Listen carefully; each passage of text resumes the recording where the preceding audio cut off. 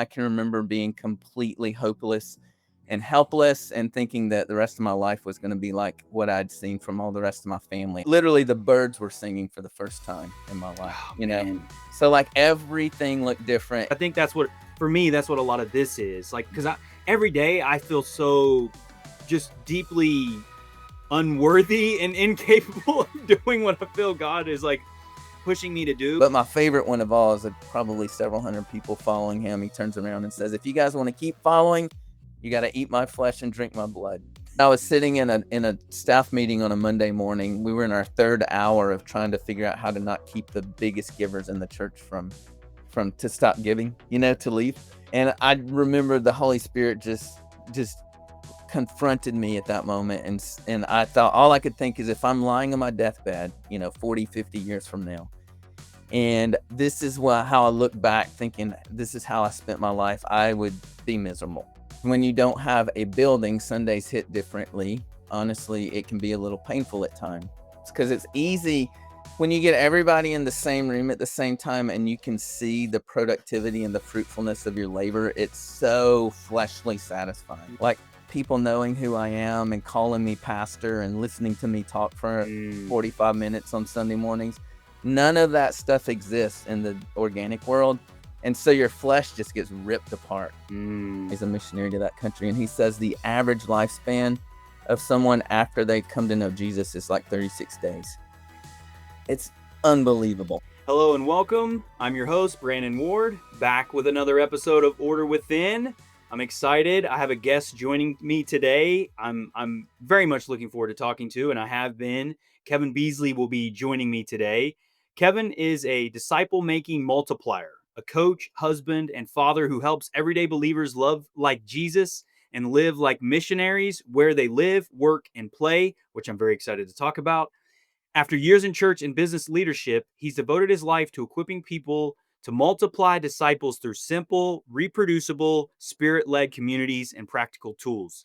Kevin serves as the Southeast Regional Director for the Missionary Church Connect region and co-leads the national network of disciple makers, Ignite Disciple Making Network, and Disciple Making Collective in Middle Tennessee. His passion is to see the church rediscover its original design, transformational communities multiplying in the power of the Spirit.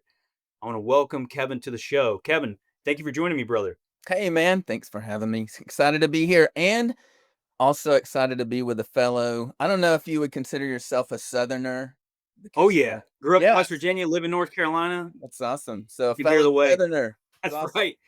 Love it. Did you grow up in Tennessee, Kevin? I grew up in North Alabama, which is a big part of my story. It was very rural and poverty-stricken North Alabama. So way out in the country. You can probably hear that in some of my words. Occasionally you'll pick it up, I'm sure. So yeah, the first part of my life was, and I think that's important to the story we're going to talk about today. The first part of my life was, I would almost call it tribal. Like, most all of my cousins, aunts, and uncles lived on one little piece of property in North Alabama. And it was there's poverty is partially about money, but it's also about other things. And so one form of poverty we experienced was spiritual poverty. Not really anybody in my extended family at growing up knew Jesus. So yeah, so it's I think it really ties in a lot to where I landed today. So I look forward to talking about that. So North Alabama, went to college, first in my family to go to college, and then the Lord, through this 15-day crazy fast, called me to go to Bible college in Central Florida. So Wow. spent 6 or 8 years in Central Florida, got married, moved out, and did a church plant in Denver, Colorado, close between Denver and Colorado Springs. Back to Central Florida a few years, and then spent 15 years in Auburn, Alabama, partially resting from being on the field church planting, and then started having children. Launched our first disciple making network there in Auburn, Alabama, next to the university. So we're Eagle, we're Auburn fans. And yeah, it's spent 10 years doing a missional business there before we moved to Nashville. So that's the quick 30,000 foot. Moved to Nashville, South Nashville, in January 2019 is when we moved Very here. cool. Yeah. I love it, man. Well, thank you for that, Kevin. That was a nicely distilled story spanning a couple of decades there, moving through. So I appreciate that. And there's well, already I love that you brought up the poverty piece. People only think about poverty usually in terms of resources, financial stuff, right? Money. They don't typically think about it as spiritual poverty. I can certainly relate to that. That's something that I sought a lot on this journey, and which ultimately led me to where I am today too. So um, it's always nice talking to a fellow Southerner, especially what's interesting to me, and we talk a little bit about this because it you've had your walk with Christ has been distinct, and so what you're doing now is very different than what most Christians find themselves doing in this type of world. And when most people think of church, they think of a building that they go to, they sing the Psalms. I mean, music's gotten a little more modern, right? But Mm, personally, and that's why I've been excited to talk to you about this week, is I've been wrestling with the modern church, and it's something that my wife and I've been talking a lot about, just the model of church as it is. And I want to say this, and I say this a lot. I'm not discouraging people to go to church. I'm not trying to say that's not for everyone. It's not for some mm. people. I've just found that I don't know, it doesn't feel very complete to me. And so I'd love to kind of dig in for you, like that spiritual hunger. You said spiritual poverty. Was that something that you always felt? And like what kind of brought you to where you like with Christ and coming to that? Yeah, that's a good question.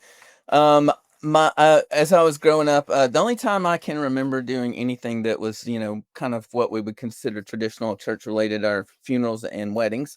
And Mm, so those are the only things we went to growing up. My parents divorced when I was 12, and I think that launched a whole. I had some moments leading up to that season of my life where the Lord was pursuing me. I can remember moments where, I would see something and think, "Oh man, there's got to be more than what we see." There's got to be mm, something behind the complexity of creation. I mean, obviously, I wasn't thinking in those terms as a kid, but thinking in that mindset of like, mm, there's something more. And I felt there were times where I would feel God calling out to me, and pursuing me through not through church, but through other experiences. There was a couple people that lived close to us that I think kind of took me on as a project, seeing me growing up that were church people. So they would take me to things like VBS. As a matter of fact, I was thinking about this the other day. The first time I went to vacation Bible school, there was a guy named John Haynes. I remember his name. And the teacher said, "Hey, John, why don't you tell the class how you found Jesus recently?" And he told a story about getting saved in the parking lot of the church. And literally, I remember the only concept or framework I had for getting saved was his life getting saved. So mm, for a season there, I thought literally you had to get pushed out from in front of the car or some dramatic experience where your life got saved, and then all of a sudden you knew God. So that's how ignorant I was for sure. But when I was 12, my mom had a little bit of spiritual background growing up. And so she thought she should probably take me to church, especially going through a divorce with my mom and my dad. Uh, so she started taking me to church at 12, and I remember the preacher of the church was 75, 80 years old, and he would come over to our house, after church on Sunday and try to share the gospel with me. And it kind of made sense, but I would remember lying in bed at night and praying that prayer and just nothing happening. So um, it took about 3 years of the Lord working on my heart. At age 15, I can remember being completely hopeless and helpless and thinking that the rest of my life was going to be like what I'd seen from all the rest of my family. I felt stuck. mm, And it's a funny story. I don't want to spend too much time on this, but a church a couple miles down the road from my house, a friend of mine invited me to a vacation Bible school, and they had a youth class for, whatever, 14 to 17 or something like that. 7 or 8 of my friends were going, so I thought, well, I could probably stomach going, not feel too out of place. My friends will be there. I show up the first day. I am the only person over like the age of 12 that, that came to the whole thing, and I'm like, where are those guys that said they were going to be here? Um, but the pastor's wife led that class. She treated me as if there were 50 people in the classroom. She went through every Bible verse and every craft and, all the snap. I mean, she just did everything as if there were 50 people in the room. I go home that night, Monday night. I call my buddies. I'm like, "Why did you not show up?" They said, "Oh, sorry, so and so came up. We'll be there tomorrow." Show up on Tuesday morning. Only person in the entire class. I'm like, man. But by Tuesday night, that Janet Nunley was her name. I'll never forget. I think she's passed away now, but she just shared the gospel with me again as if there were 50 kids in the class, and it broke through my heart. Tuesday night, 9 o'clock, lying in my bed, June of 1988, I believe it was. No, 86. Um, I prayed the same prayer I'd prayed for 3 years, but something just was different. The way I describe it is I had the best night of sleep I ever had. I woke up the next morning, reds were redder, blues were bluer. Mm. Literally, the birds were singing for the first time in my life, Oh, you know? man. So, like, everything looked different, and it just radically because I think I was so destitute and desperate and hungry, it radically changed, me on the inside out. Mm. And I plugged into that Sunday morning church, ironically, somewhere in the later part of my 16th year of my life, I was actually asked to leave that church. I was so full of I don't know, excitement and probably, it was probably over radicalized a little bit, it's Mm. probably a little bit zealous, but they didn't really know exactly what to do with me, and I literally got asked, I don't know if I'd say asked to leave, but suggested that maybe it would be a little. Nicely suggest a nice suggestion. Will you please leave? Yeah, right. So that was my first experience, and, I look back on my growing up years in that kinda destitute situation. I had wonderful people. Some of those people will be listening to this recording, I'm sure. So it wasn't about the heart of the people, it was just about the context of our culture and where I was at. My father's passed away now, but he was, he was a very hard, bitter man, but loving all at the same time. I don't even know how to describe that. Mm. But, broken in a lot of ways, but loved me like, nobody has ever loved me. So, it was a weird combination of those 2 things, but it was void of God. It was void of any spiritual thing. So, but, I think, like, as I think about that, I know that I'm not saying God put me in that context, but I know that he redeems all things. And Mm. so what I do today where I don't feel comfortable and anything I say about the Sunday morning traditional institutional church, I'm not saying it from a critical heart. There probably are times in my life where I had a critical heart toward it, but now it's more observational. It's not critical. And so I say it with love because God's people meet at those places on Sunday mornings, and that in itself makes it a beautiful expression of community. Amen. It's not what God has called me to, and it's a place where I think because of how I grew up, and I always felt like an outsider to those communities, and when I did go into those communities, I felt out of place and uncomfortable, and I think that just God used that and redeemed that so that I do what I do today, which is launch simple churches and houses and workplaces and cafes, and How that's cool, man. That's so cool, Kevin. There's so much. Thank you for sharing. There's so much in there that honestly I can relate to. There's a lot of parallels in our story too, by the way. Not just the fact that we grew up in the South, but that kind of spiritual poverty, this searching and wanting something, but also feeling just hopeless, depressed, sad, like really without any kind of light in your life, and it is funny too how you're kind of beating your head up against the wall and you have a final break. I feel like that is how God works on us, isn't it? It's like he's kind of chipping away. You mentioned too earlier that you felt God was calling out to you and kind of reaching out to you. That's something that when I look back now, I'm like, oh, that's what that was. Like you realize and learn what the spirit was and that it was with you and that was God trying to reach you and Mhm, and bring you in back into his remnant. And and I love too what you just said about the critique of the church. It's more observational than it is critical, and that's something that I want to be very cautious of as well and mindful of because I feel very similar because I wasn't personally hurt by the church. I didn't grow up in the church. I didn't, and I know some people have really very bad experiences. They may be abused by leadership, or there's a lot of things. We don't have to go into that, mhm, but so it's the same, Kevin. It's not meant to be a critical, angry kind of thing. It's more of just what you were saying. I never felt I felt like an outsider in these spaces too. I felt like an outsider for most of my life, even though but could ebb and flow in circles. But so that's what I think is so interesting about the work you're doing is it seems to me, and this is something that I wrestle with a lot, like the way that am learning God has made us doesn't always align with what's normal in the world, and we kind of have to wrestle with how he made us and come to a point to realize, oh, well, that's actually pushing me down the path that he's made for me and he has in mind for me. And I love that. That's really what it seems you've come to that conclusion is he brought you to this, and you felt kind of outside so that you could do this. And it's to your point too.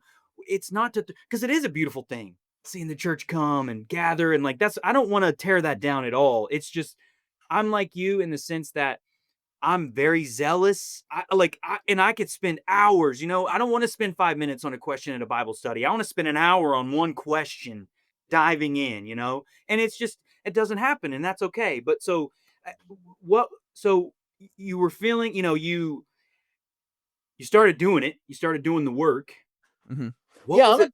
I would say though, like, particularly in the South, if you feel called to ministry, so to speak, people put that in different contexts or different language, but if you feel called to ministry, Real quick, particularly, could you define that? Because that's something yeah, that I think yeah. about. How do you define ministry? It's a great question. Well, if you want to ask me how I define ministry, I define it as an outflow or an expression of what God is doing in you. So that's something that I wrestle with a lot. Hmm. Even internally is like, I'm part of multiple ministries. I'm part of South Nashville. We have Our Best Story. Middle Tennessee, we have Disciple Making Collective. Nationally, I work with Ignite Disciple Making communities. But um, if I ask you, or if someone were to ask me what's your ministry, no longer would I put any of those names to it, because those are all simply expressions of the ministry in me. So if Love I'm that. asking you honestly, if I'm giving someone an honest answer now, after wrestling with this for years, I would say my ministry is Kevin Beasley. My Hmm. ministry is receiving through solitude and gratitude and staying connected to the divine, receiving the ministry of Jesus, and then letting that flow out of me. That's how I would define ministry. I do, in addition to that, think that he has assignments for us. So I think Mm. our calling is to be an expression of Jesus Christ in the places where we live, learn, work, and play. A tangible expression to people, just as that was the ministry of Jesus. He was with the Father, and he was incarnated physically to this planet, and his job was to be an exact representation, as scripture said, of the Father. And so my ministry is to do the work of trying to be as closely the exact representation of Jesus to the tangible world. So that's my calling, but then I think he does give us assignments as well. So my assignment, A, is in South Nashville. It's from Franklin to Columbia, Tennessee, is kind of my mission field.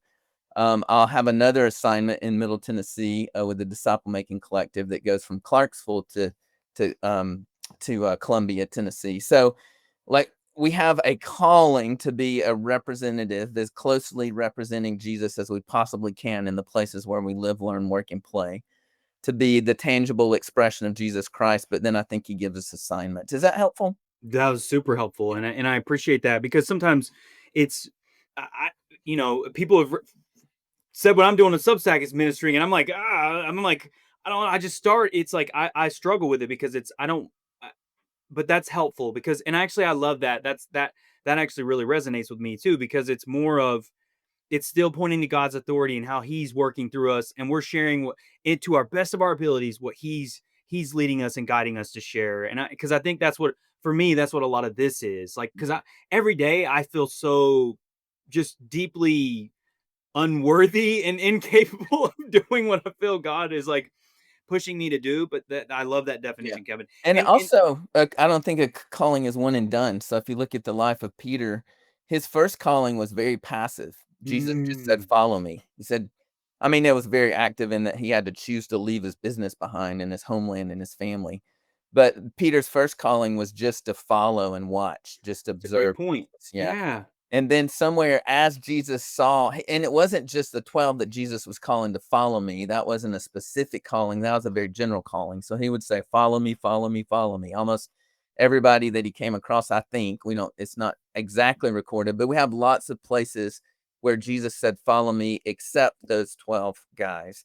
So I think what he was doing was looking for people that were willing to say yes. And so he would say, "Follow me," and then he would see how far they were willing to follow. Did they leave their Mm, businesses? Did they leave their homelands? Did they follow him when it wasn't easy to follow, when there was no place to lay his head? And then as he saw the willingness of people to say yes, then he called them in the next level of following. I So then, see. Peter, will you be one of the 12, one of my 12 capital A apostles?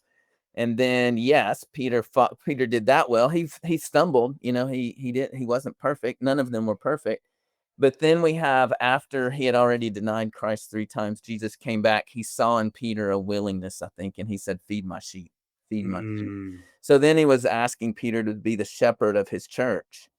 And then the very next verse after that, he actually, and you can't really pick it up in Jesus's words, but I think it's John, um, tells us that the very next verse, basically, he says, Are you willing to die the same death that I died? Are you willing to die on the cross?" mm. So if Jesus would have gone up to a fisherman that was cleaning his nets by the Sea of Galilee and said, "Are you ready to die on the cross?" Obviously, Peter's like, "No way, bro." No, dude, you're crazy. But I think God calls us incrementally. So, Brandon, you have been called from the kingdom of darkness to the kingdom of light. You've been Mm, called for an assignment on with your podcast that you're doing. There's another call coming. As he mm. sees you be faithful Oh with man. what you're doing, there's another call coming, and the calls get more and more costly. The Mm, farther down the road you go, the more costly. And that's one of the things that our topic today on talking about the Western church model. One of the things I think that we miss is we try to make it as comfortable as possible, right? mm, How can we make this as easy and comfortable as possible? Let's serve great coffee. Let's have excellent worship music. Let's keep this thing to hour 15. I think that's why our disciple making is weak. oh, Because yeah, Jesus, brother. whenever Jesus got a big crowd starting to follow him, he would disperse it. He Yeah. would turn around and I did say, that multiple times yeah, too. totally. He said, "Let the dead bury the dead. He who puts his hand to the plow and turns away is not worthy of the kingdom." But my favorite one of all is that probably several hundred people following him. He turns around and says, "If you guys want to keep following, you got to eat my flesh and drink my blood." You're like, It's like, yeah, bro. uh, Yeah. Now, okay. what's so cool is this is what's cool about that. Those that said yes to that and followed him, like the 12, he turns to the 12 and says, "What about you? Are you going to turn away too?" Because the very next verse after he said that says, "Many of his disciples turned away." So he turns to the 12. They said, "Where else?" Peter said, "Where else do I have to go?" Mm. So he rewarded them for continuing to follow about exactly almost a year later with revealing to them what he meant by instituting communion. This is what it means Here's to some eat my bread and flesh. wine. This is what I Yeah. mean by blood and flesh. Everybody else fell Yeah. for it. But isn't that the thing though, Kevin? I love that you brought that up because this is the challenge too. I think with the modern church is it's very surface level. And that's a prime example of Jesus saying something and people thinking about it literally at the surface and then walking away, not realizing that like all the things that he teaches us is often much deeper and much further down below the surface of what it appears initially, right? Like, and I Yeah. think that's where, to me, again, this is not a critique, but it's I've experienced that kind of lackluster, that lack of depth that I'm Mhm. craving as a new follower of Christ. Mhm. Yeah. So, yeah, my first multiple seasons in what I would consider my calling or my assignment was very, very difficult because in the South, what that meant was you become a pastor, a Sunday church pastor. Right. That's like the So, pathway, isn't it? yeah, right. Yeah. And I did get to experience church planting, which is somewhat missional. But when I landed back in that church, and actually it's how we ended up in Auburn, Alabama, I was just being eat up inside. And it wasn't that I thought the people around me, I actually have an article about this on Substack. It's not that I thought the people around me were doing the wrong things, like inside the institutional expression. It was that I was doing the wrong thing by being there. So again, it's like, it's not that I think that the institutional church is necessarily even that far off base for what God's using them for, but that he's calling out missionaries, that's not their context. So where it all changed for me was I we had helped 2 year into kind of 2 year stints with some different church plants. And then when we had our first child, I was exhausted. So I thought I need to rest. And so we landed in this institutional church in Auburn, Alabama. wonderful expression of the body of Christ. Got some healing that we needed from being on the mission field. But I was sitting in a staff meeting on a Monday morning. We were in our third hour of trying to figure out how to not keep the biggest givers in the church from to stop giving, to leave. And I remember the Holy Spirit just confronted me at that moment, and I thought all I could think is if I'm lying on my deathbed, 40, 50 years from now, and this is how I look back thinking this is how I spent my life, I would be miserable. I would just be Mm. sad to think that I missed so many missional opportunities. And again, that's not critical of those wonderful people that I was sitting around the table with.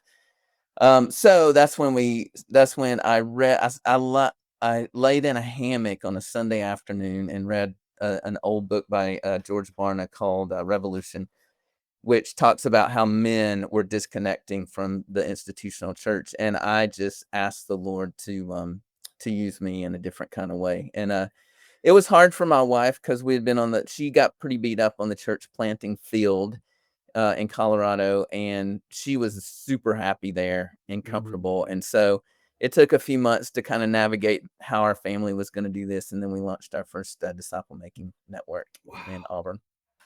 Wow. There's so much in there, Kevin. And I think a very important distinction is something you mentioned there is like it's not that it's the thing that's wrong, the institutional church. It's your place in it and what God is calling you to do. And Hmm. you felt called to be more of a missionary to go out in the world. And I think that's why this is an important distinction is if we mistake that internal drive for an external problem, we can miss the calling and then we're working against God's kingdom because we're just hammering the church all the time. Right. Perhaps that restlessness or discontent that we are feeling is not a problem with the church, but the fact that we're in the wrong calling or in the wrong place and God has more for us. Yeah. Truthfully, I mean, this is I'm hearing you and I'm like you are literally answering prayers that I've asked God to answer because of that. Like this is the clarity that and so when saying that I'm like this is me and my wife. This is how Mm, we've been feeling it cuz Kevin, we've gone to two different churches since we started this journey. We went to a big one. We were living out in the Charlotte area and we moved out in the Raleigh area now. And so we went to a big church. It was great. It was biblically sound. They had good music. Like the people were cool. And then we're at a small church here and it's also good too. We like the pastor, biblically strong, but we're like, what is, yeah. like, it's just not, and, and it's, you're pointing to it. And so it's how, so Kevin, for you, you're at the beginning of this. Your wife's kind of how, and I'm asking this for myself and hopefully for listeners out there too, right? Like, how did you and your wife struggle with that tension? Did she end up finding her place in this new path that you all are on? Mm. And then was it that you found Allies, that book you read? Was that kind of the beginning of how you understood this could bloom? Yeah. God, sorry, it's like three questions. No, no, it's okay. Let me hit the one on how it bloomed. Back then, there was very, very few people writing on this decentralized expression of church. So you had Alan Hirsch, Mike Frost, Neil Cole. That was pretty much it. And so there was really no language to it. And as a matter of fact, I got sponsored by a family of churches, the one that I actually work for now. I'm still with them because they've made such a space for me, even when they didn't understand me. But I had a Blessing, isn't it? coach. Oh, for sure. I had a coach who, he was an older guy. He's still alive, but he's in his 80s now. This was 20 years ago, by the way. This marks my 20 years of 20-year anniversary for decentralized disciple making. So it's exciting for me. That's But I would congratulations. share, yeah, I knew in my mind what God was leading me to do, but there was no language, there was no frameworks, there was no training, coaching for it. And so I had this guy that was coaching me toward a traditional, launch large church plant model. And I knew that wasn't it, but I didn't know how to tell him that wasn't it. So there was 2 years probably of just being confused between the two of us until he finally said, I don't really know what to do with you. So we got two options. One, I can pat you on the back and send you on your way. And they had invested quite a bit of money into us at that time as well. So basically, we can count it as a loss, or chalk up our losses. Or there's a guy that I can introduce you to that I think might be able to help you. So his name was Greg Getz. Spent a weekend with him in Memphis, and he introduced me to the fivefold ministry: apostle, prophet, evangelist, shepherd, teacher in Ephesians 4:11. which Which I you introduced me to, by the way. oh, Somebody cool, prompted awesome. me to your content, and I learned about that from you. So again, Yeah, thank you. That's that's two things awesome. you've taught me. So appreciate That's that. cool. Thank you. It's an honor. But Greg, yeah, he introduced me to what it means to be apostolically gifted. And when I say it's tricky language because I'm not talking about a capital A apostle. I'm not an apostle over the body of Christ in the world. But to have apostolic giftings, basically it's just the giftings of a missionary. As a matter of fact, I think the church, the institutional expression doesn't understand that what to do with an apostolic, so they just think that we send them overseas. So they're Mm, just missionaries, basically. But as the church in America has embraced them over the years, we've actually seen some amazing apostolic work accomplished in the body of Christ in the last 10 years or so. But back then, there was none of that. We didn't understand any of that. So it was extremely like I knew that lying in that hammock, I read through that whole book, uh, and that's very unusual for me to read through an entire well, book. hammocks are a great place to lay and read a book, though, my friend. Yeah, right. We got one right out here. Yeah, I know. So, coming out of that, it's like I could feel it. I could like inside of me was this thing that was just burning, but I didn't have language for it. So it took several years to just even create language. And I think we're really clear on our language now. So that's that piece of it. It's not like I decided I'm going to be a missionary and the next day everything was beautiful. It was a very hard road, Mm, particularly in a culture that didn't understand it, or mm, didn't have language for it. So my wife's side, that's a little different story because, even currently to this day, we attend Sunday morning churches at an institution or Sunday morning services. She loves teaching 3rd grade Sunday school. That's her ministry. It's her calling, so to speak, or her assignment, I should say. And so, like, part of it for me, it's like and I don't say this again critically, but it's probably 2 of my least favorite hours of the week, to sit there. It's just not what I'm called to do, and I'm always itching to do disciple making the way that God's called me to do it. So, but I had to come to terms with the fact that my wife really is not called or assigned to the same type of ministry, and so we figured that out over the years, and it's both of us have had to give and take. So, like, mm, 2 nights ago, we had part of our APES team here for dinner, and she made dinner, and she set aside the night, and she created space. When we do house churches, she comes and attends the house churches, and in addition to that, I recognize that Sunday morning is my ministry to her. Like, I can free her to do mm, ministry as she's called and designed and assigned to do. So, I think pretty commonly I work with dozens and dozens of leaders, and more than not have a mismatch in their marriages on this decentralized versus centralized ministry models, and it's a very real and challenging uh, dynamic to learn how to mhm. navigate. So, but if you and your wife are on the same page, that's beautiful and wonderful as well. Is she? Do you think she's on the same page? I think we're gonna find out. 'Cause, we're really. I know that she's wrestling with the same tension and feeling a discontentment in the traditional model. She's wanting to minister. She really values children. We've got a 4-year-old daughter, and so she really is looking at. She's praying a lot too. It's God's working on her heart as well, and that's something, Kevin, that's beautiful. And so, but that tension to your point, like I think it's a demonstration of you and your wife compromising and Mhm, ebbing and flowing in a marriage as we have to do, right? As we have to, as men, we have to support our wives and things mhm, that work for them. So I think that's a wonderful thing, but it is something that I think is gonna we're gonna see, I guess, Kevin, to answer your question. It feels like we are right now, but I guess I didn't even. What's crazy to me is I talking to you, and this is why I'm excited about talking to you because I this is what I feel God calling me to do. Like Ashley and I've talked about it. We want property. Like we have a little rental right now that's on an acre and a half. We envision, outdoor kitchen, people gathering. We're constantly sharing scripture from the Bible. Like we want people. It's something that we don't want it to just be an hour or 90 minutes on a Sunday. mhm. It's something like we want people to feel that. We Yeah. want to embody Christ as much as we can. Just as you mentioned at the top of the show, like the best of our abilities, the way that God is calling us to do. So Mhm. long-winded, I don't know. I guess we're going to see. Yeah.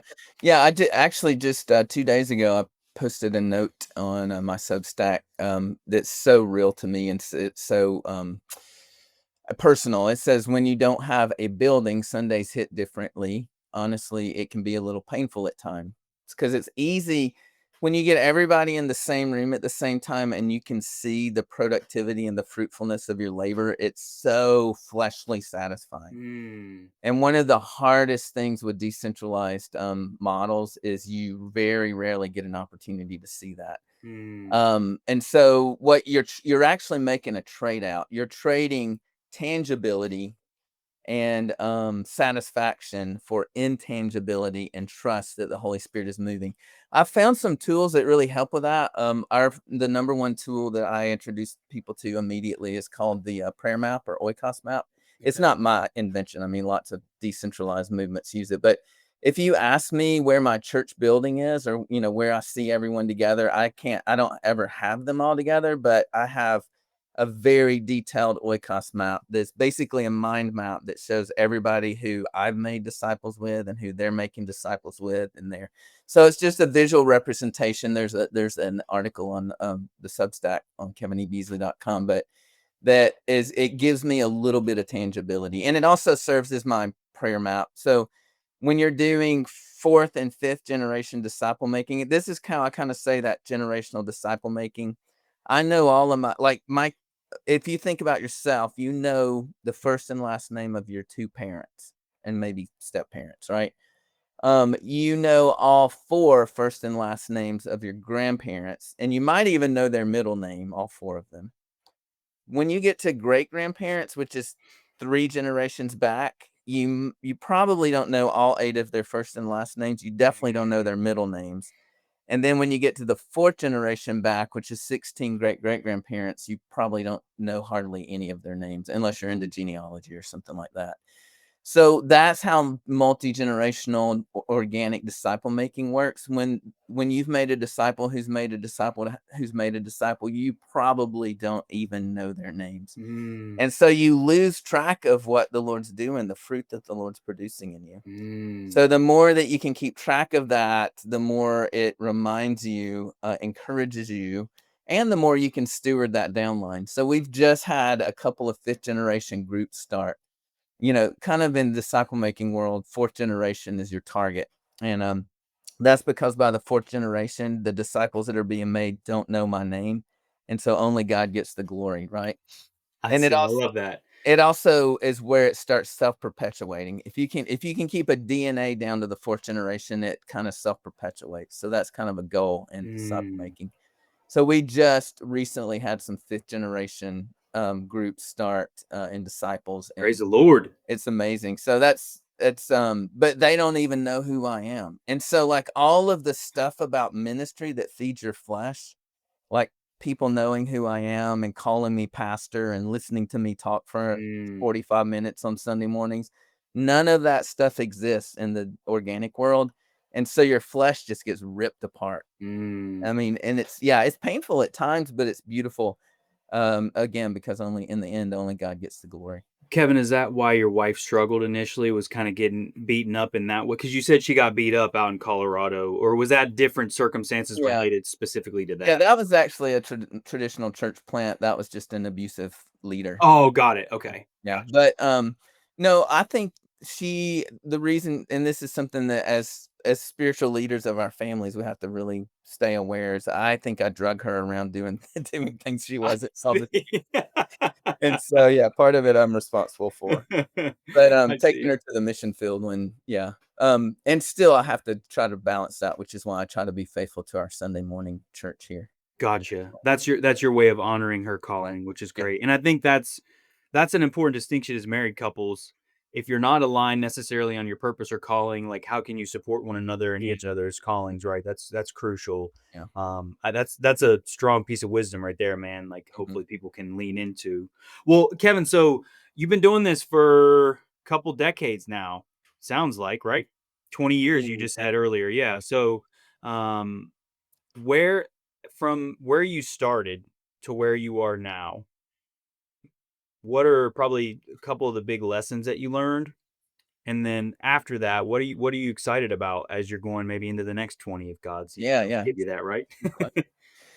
A couple of things I've learned. One is the most important thing you can do is release ministry and not try to hold it tight. So, I think I'm to the place now. I'm 52. I just turned 52, And I think I finally, at 52, have come to the place to recognize that, or not recognize, but to embrace being more excited for seeing someone else baptize someone, or Mm, someone else teach a sermon or teach a lesson than myself. And so, the more that you hoard for yourself from a leadership perspective, and the less you release to others, the more you stifle the mm. potential for multiplication. Do that same in companies. That's the Yeah, same philosophy in companies. If you have a leader that's kind of hoarding the brilliance and you're not letting your team, yeah, it's the same. That's so true, man. yeah. That's so true. So there's a balance. Not, I wouldn't even call it a balance. There's a tension between chaos and order. And they're both really beautiful things. So the institutional Sunday morning church thrives off of order, right? So you're going to show up, you're going to get coffee, you're going to sit down, you're going to sing a few songs, and you know that you're going to get kind of the same product every Sunday morning. And that product can produce some really great things if it's managed well and stewarded well. Um, but and then you've got budgets, and you've got buildings, and you've got staff, and that whole model thrives off of order.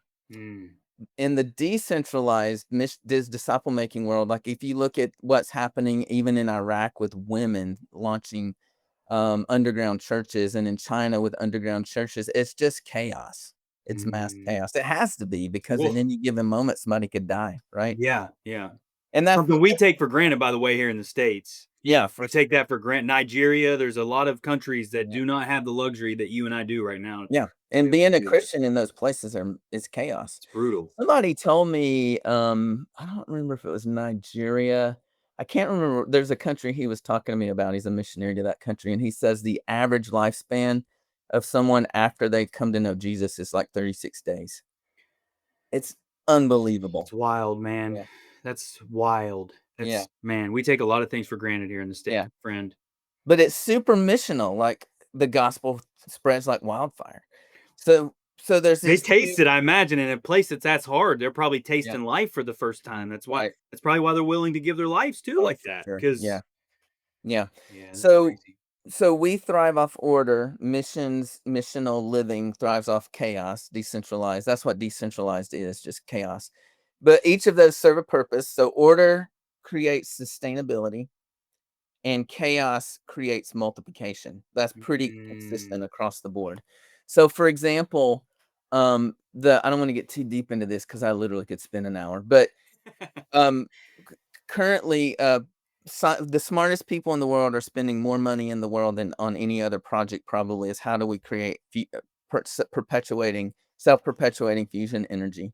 I went to a fusion energy lab about the time I started doing this disciple making thing with a friend of mine that was a scientist, and he toured me through the fusion energy lab, and at the end of it, he holds up a little tiny vial of water with a little drop in the bottom, and he says, "If we can figure this process out, we can light New York City for a year with this drop of water." Ah, what? And so I'm like, obviously, the question is, what's the problem? Yeah. The famous joke is, for 80 years, fusion energy has been 20 years out. Literally literally, I read an article last year that said 20 years from now, we'll have self-perpetuating form of energy in fusion. So we can't, but man can't figure it out. So I'm like, what's the problem? And he says, well, we know how to create the energy, like fuse two atoms together creates enough energy to blow up cities. It could kill 80,000 people with this one release of energy by fusing atoms together.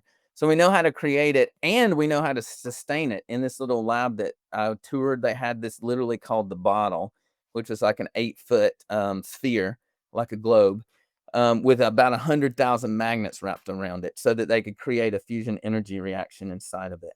So we know how to sustain it, or not sustain it. We know how to contain it, and we know how to create it, but we can't get those two forces to work together so that the containing creates enough margin for it to self-perpetuate itself. I know Mm. I don't understand it all, but this is what the Lord said to me through that. And what's crazy is we have an exact version of what they're trying to create hanging in the sky 24/7, Oh, the in the sun. sun. Oh, The sun is just a self-perpetuating fusion reaction. So it creates this massive burst of energy. It gives some of it to us to sustain our lives, because we could, obviously couldn't live without the sun. And then it uses leftover energy to recreate the process again.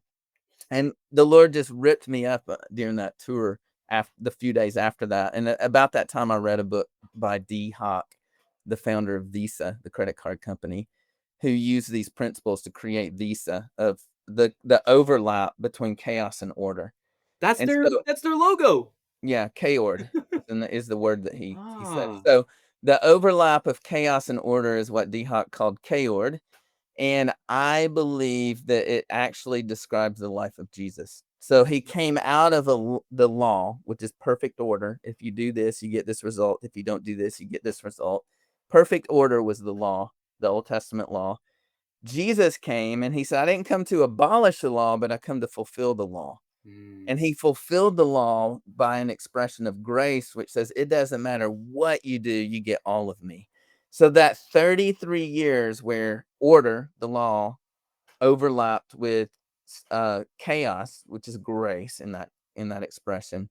Those 33 years changed history, and we actually refer to the way that we measure time by BC and AD or whatever they call it these days. The old days, right? It was BC and AD. Mhm. So 33-year overlap of order and chaos changed existence forever, changed all of creation. So order would be the 100-year-old Methodist church. I don't know why I always pick this example, but I do. 100-year-old Methodist church on the corner. They've got a couple $1,000,000 in the bank. They own this big, giant, beautiful building. They're completely sustainable. They'll be there until the world ends. And there's 17 gray-haired people waiting to die. They haven't seen a baptism in 25 years. That's sustainability and order. Mm. That's not a bad thing. It's just it's what it is. It's Mhm. sustainability. The flip side is the wild-eyed evangelist that, goes to the football stadium and has a week-long crusade. 25,000 people come to know Jesus, wildly, chaotically multiplying. But you come back a year later and nothing has changed in the city. Mm. So if we can learn how to overlap chaos and order, which would in our conversation would be the institutional church and the centralized church and the decentralized church. Those two people learn to love each other and partner in the mission, then unbelievable supernatural things would happen. So, and that goes back to Wow. the lessons that I've had to learn over the years, that the institutional church is not the enemy of the decentralized church. We're actually partners that can work together. The organic church multiplies disciples wildly quickly, like super fast. And if we can learn how to do this right, we could actually send those disciples into a more institutional setting to get matured. Mm. So if you think of this as a pendulum swinging, the organic side is multiplying. The less organic and more structured side is maturing, multiplication and maturity. But if you get stuck on either side of that equation, something's broken. If a pendulum gets stuck right here, it's broken, like a Yep. metronome for Yep. music. So we say if it gets stuck on the multiplying side, um, we call that missionally isolated, which is what happens to a lot of guys like me. Is they get out, they see really great multiplication, but they do it independent from a team or a group, and eventually it just implodes. The guy just has moral failure or something. He leaves behind a path of destruction, just like a fusion bomb would. Mm. But if you get stuck on the other side, then you have what we call missional paralysis.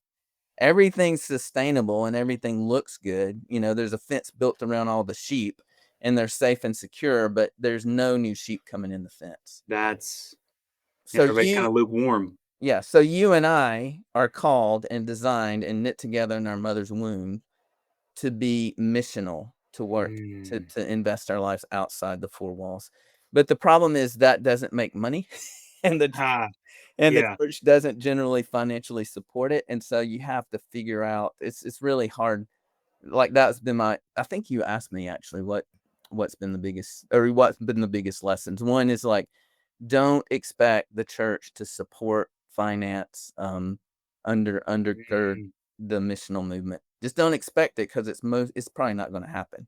I I think see. that's changing a little bit in our culture, but generally, you've gotta figure out how to make a living, and you've gotta figure out how to create enough margin while you're making a living to be about the work of disciple making.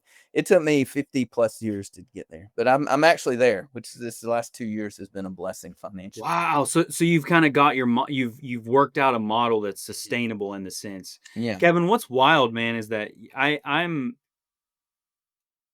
didn't know what was going to happen with this conversation, but man, you really are speaking direct to me, man, and what I've been feeling and feeling that call and the tension and kind of frustration that I felt with the traditional church is actually being alleviated a lot right now. And I Nice. appreciate that because I think it was my own stifling, my own energy trying to move because I have a lot, man. Like I'm a lot, and I can be a lot. Like bless my wife for Yeah. sticking with me, and I know that, and I don't mean to be so chaotic, Mm, but you're right. Like my show is called Order Within. So much of this is because over the years, God has been helping me how to create that order within myself. mm, I know it's His hand now. mhm. Before it was, but and so you're really bringing a lot of context to that chaos in a way that could be expressed into the world in a meaningful way. And I know I'm not the only one that feels this. There are lots of people out there. I mean, I've been meeting so many of them on Substack that are incredible people that, and a lot of them grew up in the church and they feel this and so for me, Kevin, I'm excited because I think through the work that you're doing, I plan to learn a lot from you. Like I didn't anticipate getting on this call, but like instantly I'm like, I have to work with this guy. I have to learn from him Mm, because I feel called to do this. Like what you're doing is so I didn't know it, but now I'm like, oh man, this is the tension I've been feeling. yeah. And your partnership analogy, that's it, man. We're not against the modern church. We're not against the traditional church. We're partners. Let's go. We want to. You have one church on your corner. Well, guys like Kevin and I can go out in the world to where we have 4 churches now in the corner, right? Because we went out, we make disciples, you build them up, and then maybe they plant those churches. Like Mhm. I think that's kind of at least hearing you thinking about it, I can see that vision. And so that kind of leads me to the question I asked you a little bit ago. Is that where you're starting to lean now, thinking about the next 20 years on this journey? Like, what are you Yeah. thinking about? Yeah, for sure. I think I mentioned when I turned 50, that was a big deal for me. 40 was nothing to me. 50 was a big deal because I know I'm more than halfway there. And I just took 6 months out of my life. Literally, I just did what I had to do for the places that were paying me to do work. Not that Mm, that sounded bad. I didn't, served them well, but I created more margin outside of my work hours mm. and just started asking God. I had to reclaim my calling, which goes back to our earlier conversation. I had to actually revisit my theology of what a calling is, which is where I came up with some of that stuff. My calling is Kevin Beasley expressing the life of Christ through me. So I spent a lot of time working on that. I had about 4 mentors working with me that had mentored me for a long time, and a group of people praying with me about this journey. Spent 6 months, and it landed on basically a 7-page paper that was the vision for the rest of my life. And so Wow. that and so what I started doing from that paper was I started reorganizing my life to fit that. So I had a full-time gig at a really amazing company it was really good to me that I let go of. I took another job temporarily that fit into the mission, and I just I reformatted all the elements of my life basically to open up space to be more missional. So we started launching I don't want to go too much into this, but I had kind of a tragic year in 2019, a very difficult. I had a missional business for 10 years. It did great for 8 years. The last 2 years it just imploded. And so it was the Lord getting me out of that so he could free me to something else. And He does that so often, doesn't yeah, he? no, He'll for just sure. nuke what's been Yeah, working, and you're like, totally. what? I know, yeah. Just because I would have never let go. I love that Mm. business. So when that closed down, we closed that business down, and I moved here to help a friend out who had launched a wildly successful business. But he wanted me to do missional stuff in that business. So anyway, that was treating me well. I had to let go of some of that and trust that the Lord was going to replace that income and replace that missional um, ex- experience that I was having. And then COVID was a big deal. I was stuck in a bedroom for 10 days the very week that COVID became a thing against my will. My wife was 8 months pregnant. And she said, "You're going to the bedroom." I'm like, "No, I'm not." She won the battle. She won the fight. It was the worst fight of our marriage, actually. So in the midst of sitting in that bedroom, the Lord reinvigorated me and gave me some direction on how to start disciple making. Obviously, this was 2022. What is it? What was COVID year? 2020 is when it started. 2020, And 5 years ago. Yep. And then that's when I launched the first disciple making gathering here. And then in the context of that company I was working for, and it just started multiplying and multiplying and growing. And so currently, and I'm just giving context, currently from Franklin to Columbia, Tennessee, which is the South Nashville corridor, we have 22 different types of discipling communities meeting. And then we launched in January a broader Middle Tennessee network called Disciple Making Collective of Middle Tennessee that has about 33 simple churches under our umbrella, basically. Mm. And then I co-lead a national network of about 80 of those kind of networks around the country, mostly the East Coast. So I feel like currently looking forward, um, the ball is rolling. The momentum is the big giant boulder is rolling down the hill. And I don't it's super exciting because that's what I've been working for 20 years. And now I can sit back and watch that thing roll and just kind of create frameworks for it to roll, like lanes for it to roll in.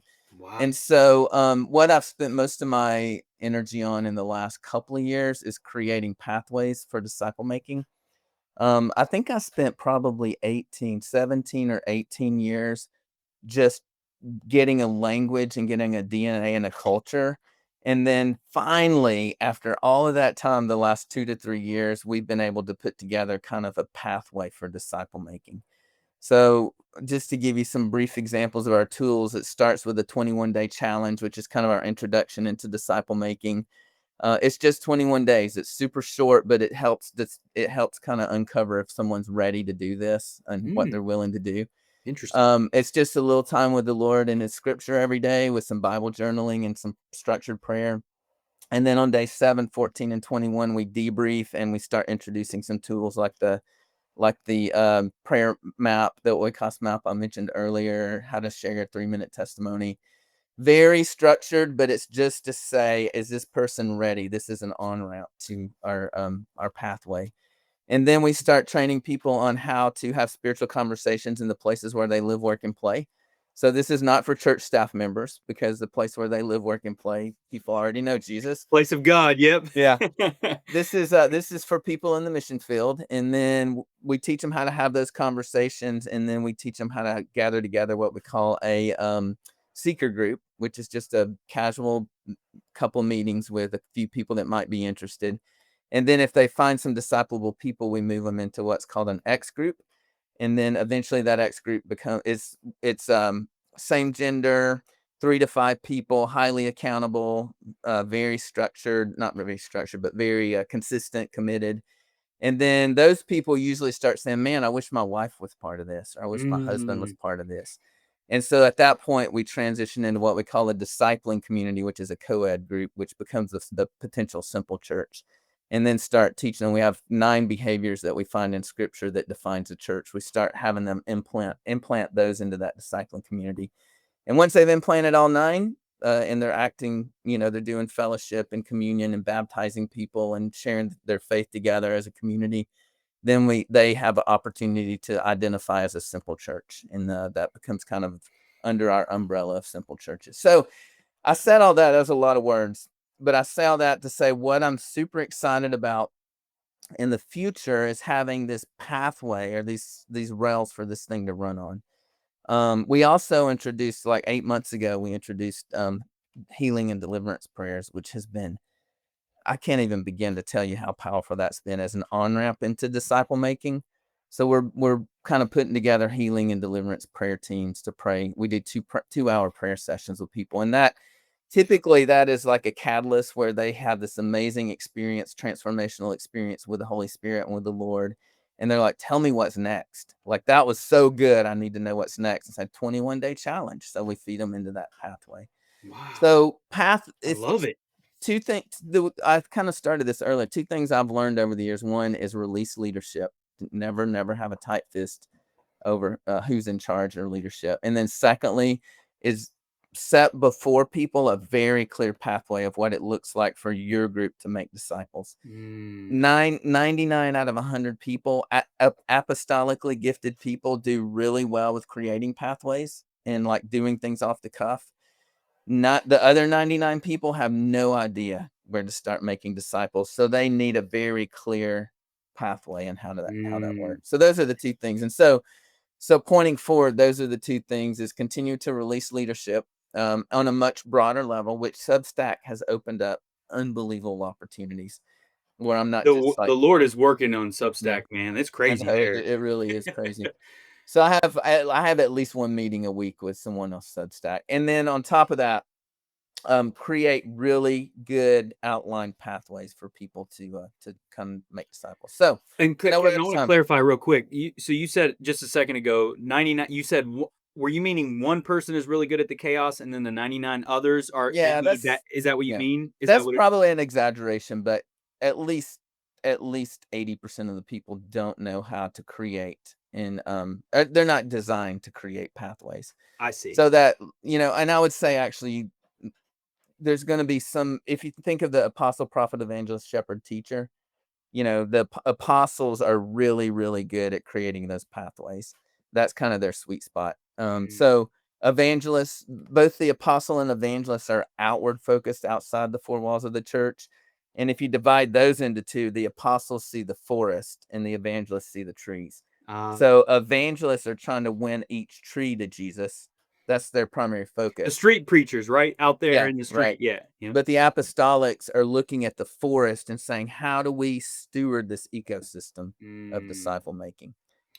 I love that. Well, I didn't know, and I want to be mindful of our time here, Kevin. Yeah, yeah. I know we're running out of time. I know it's a fast hour. I don't know how Yeah, it's kind of, yeah. We're gonna have to do this again, or I think I'm hoping that this is what my dream with this is, to be able to have these conversations in person and to, like, go 2-3 hours in conversation, because like yeah.